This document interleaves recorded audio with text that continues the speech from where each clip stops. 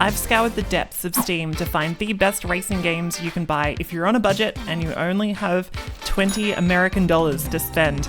I've found some bangers, I've found some games you might have missed, I've found some full hardcore simulations, I've found some less hardcore simulations, and I've found at least one game that you already own, and if you don't own it, you need to buy it straight away because it's very important that you have it. Let's get into my list of the 13 best racing games you can buy on PC right now for under $20.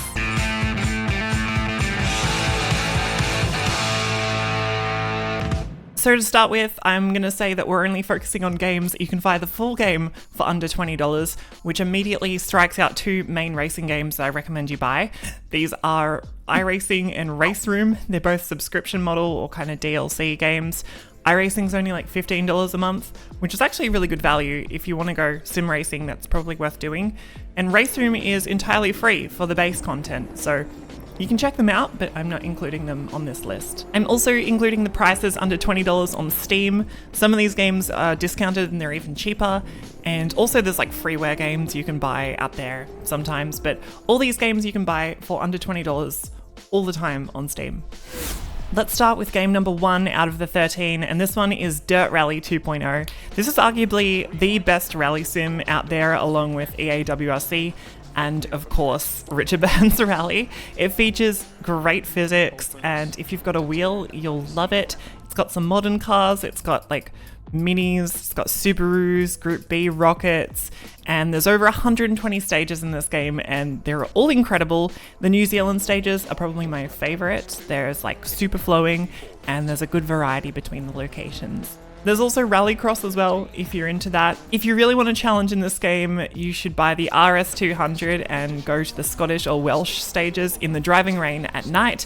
It's truly terrifying. This is a fantastic sim racing game, and it's an absolute steal for under $20. The next game is TT Isle of Man 1. This is the original kind of modern TT game, if we're not including like Mannix TT Superbike, and this features the full Snaefell Mountain circuit and a bunch of Superbike and Supersport bikes. The track is the main star of this game in my opinion. It's done in amazing detail, and if you've never learned the TT track before, I recommend it. It's an awesome track to learn, lots of long straights, high-speed corners, really interesting sections. The physics in this game, I'll be honest, I didn't quite like them. It's not great, especially compared to the latest TT Isle of Man 3 game, where the bikes feel incredible. So yeah, the bikes feel kind of weird, but the track is fully there and it looks great, and that's awesome. And for under $20, it's pretty good value. The next game is Race 07, and this is developed by Simbin. It is a great sim racing game. It simulates the World Touring Car Championship, the WTCC, from 2006 to 2007. It also has Formula 3000. It has like historic cars like minis, radicals, bunch of other cars as well. The physics are super fun in Race 07. It works well with modern wheels, like it's pretty plug and play, and it has some really interesting tracks in here. It has like some of your regular tracks, but it also has places like Pau, and also the best track in the game is Macau. It's awesome to race this track, even though this game is like 18 years old. The developers went on to essentially make Race Room, and they brought a lot of inspiration you can feel from this game. You can see a lot of the beginnings in Race 07, and for that, under $20, it's worth playing. The next game is Tony Stewart's All-American Racing. Fun fact, this is like the building blocks of World of Outlaws Dirt Racing, the modern game that's released by iRacing.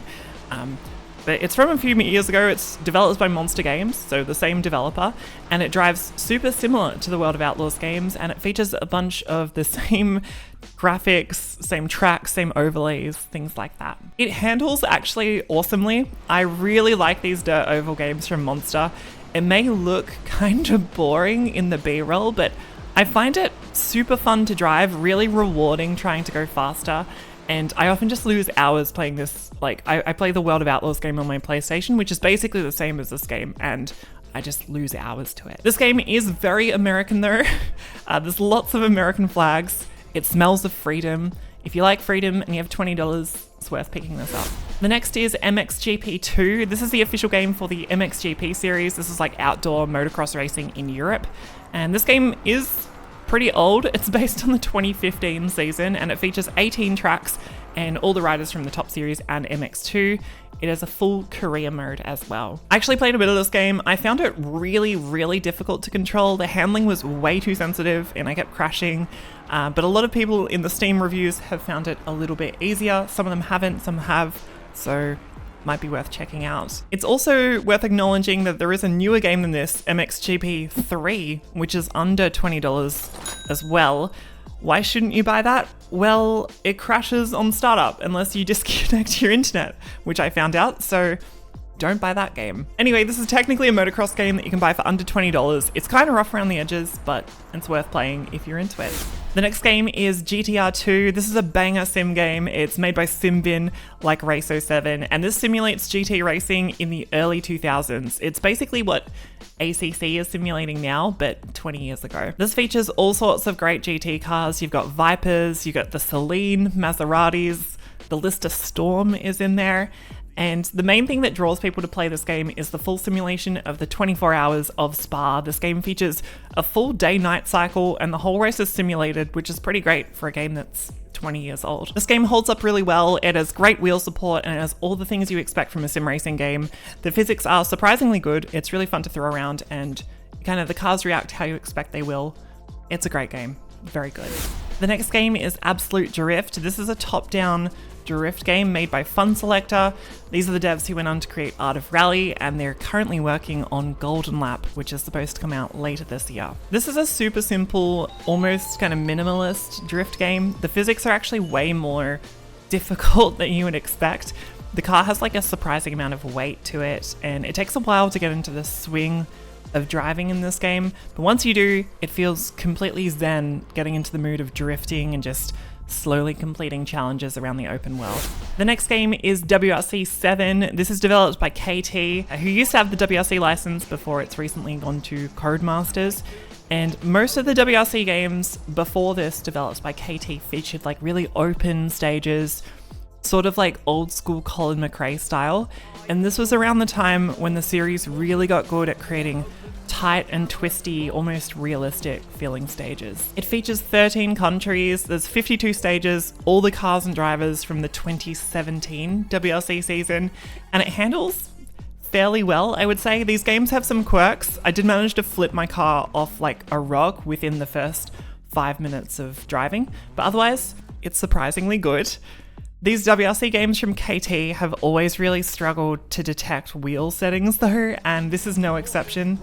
I had a real struggle to get this working on my wheel, even though it's like a modern Logitech direct drive, so it's pretty standard, and it can spoof itself as a G27. The game still got really confused with it, and the menus were really counterintuitive. This game does work fine on my controller though, but yeah, it's a good for a realistic rally sim for the WRC fans on a budget, but there's also Dirt Rally on this list, so I'd probably go in that direction.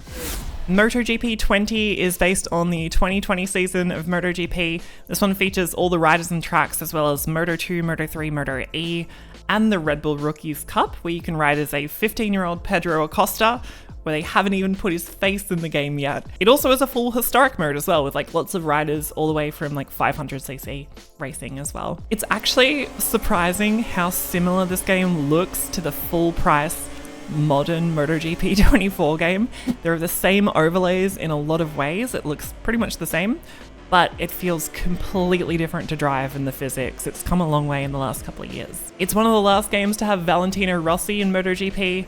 That's worth a bit, I'd say, and it's pretty good value if you want a motorbike game for under $20. Next up is Need for Speed Most Wanted, and it's straight up probably my favorite of the modern Need for Speed games, and it's definitely the most underrated. This is developed by Criterion, the developers of Burnout, and this is the most Burnout-like game that they've made in the Need for Speed era. It has takedowns, it has boost, and the game like pauses whenever you crash to kind of look at your crumpled up car. It is a great mix of driving, one of the last Need for Speed games to kind of actually encourage you to stick to the road. The more recent games have gone like the Forza Horizon style, where you can just like drive through paddocks and just drive through everything, but this kind of encourages you to stick to the road. It has a good selection of cars, and it has a really interesting mechanic where instead of like having your own garage and just buying cars and building up a garage, you just drive through the world and you come across cars just sitting on the side of the road, and You just drive up to them and you can jump straight into them and get driving. It's really simple, but I actually really liked it, and I found that it made me drive lots of varied cars throughout the game. The soundtrack is a banger as well. This game has police chases and it just has unbelievably good style. Like it's really slick. It's not cringe or anything. It's just kind of like a very cool game from the vibes. The cutscenes are incredible whenever you unlock a new car or enter a big event. People might be saying that this isn't very much a simulation game, and that's fair, but it does simulate cop cars turning into a wheel and chasing you, or them being in a pyramid, and that's very good. The next game is Rush Rally 3. I just picked this up to have a quick play. I've actually not seen this before, and I played a demo. This one's inspired by the old Colin McRae games, and it's got a really cute art style. Each rally car is obviously inspired by real-world cars, and it's got really fun physics. It's not anything super crazy, but a cute game if you want like a kind of switch your brain off and just get into an old Colin McRae rally vibe. Next is NASCAR Heat 5. NASCAR Heat 5 is a full NASCAR game, and it's the most modern one that was released if we ignore NASCAR Ignition that faced a bunch of bugs on release. It is a little bit out of date these days with the Gen 6 cars being in the game, but it is still a heap of fun. It's like a good balance of easy handling and being playable on wheel or controller, and there is a full career mode that you can go through, and you can scale up the races as you want. If you do it on a 100% race in this game, the strategy is actually really fun. The AI is normally pretty good in this game. They do see some funny stuff sometimes though. I did like a 3-lap race at Road America once, and it went on for 60 laps because whenever there was a green, white, checkered, someone would crash on the first lap and it just kept on going. But otherwise, it's pretty fun and honestly really good for what is under $20. The final game on this list is probably the one that you need to buy if you haven't bought it before, and this is Assetto Corsa. Assetto Corsa is the modern sim racing game for the variety driver. It's basically the 2024 version of what R Factor was in the late 2000s, and it features a great range of cars and tracks straight out of the box, but the best thing about it is how customizable it is. You can download free mods from across the internet, including right here on our website, overtake.gg. These mods can range from JDM tuners to classic sports cars, Indy cars, F1 cars, office furniture, everything. And you can race so much stuff online as well. I've had nights with friends going downhill drifting at Akina, or going to all the tracks we race in Australia and bashing supercars around them. I have Trial Mountain, I have Targa Florio, I even have Macau and the Isle of Man TT circuit, which are tracks in other games on this list. Assetto Corsa can really do everything. I've got to give a shout out to one of the main, most popular servers in Assetto Corsa as well, which is the Shutoko, and that's where hundreds of drivers log on and just cruise together through a one-to-one representation of the Tokyo highway network. This game has that all the way through to like the top level of esports competitions as well. This is the sim racing game for under $20 on Steam, and if you haven't bought it yet, you need to buy it now. You won't regret it, trust me. So those are my 13 best racing games for under $20 that you can buy on Steam. I think there's some good ones there, especially like Dirt Rally and Assetto Corsa and stuff like that. Let us know in the comments if you own any of these games and if you recommend them, or if you think I missed something, let me know. My Summer Car wasn't included, that's under $20. Mud Runner's not on there as well. So if you think of anything else, let us know. Otherwise, you can like the video if you found it interesting, and you can also subscribe to Overtake for more sim racing and racing videos. I'll see you next time. Bye bye.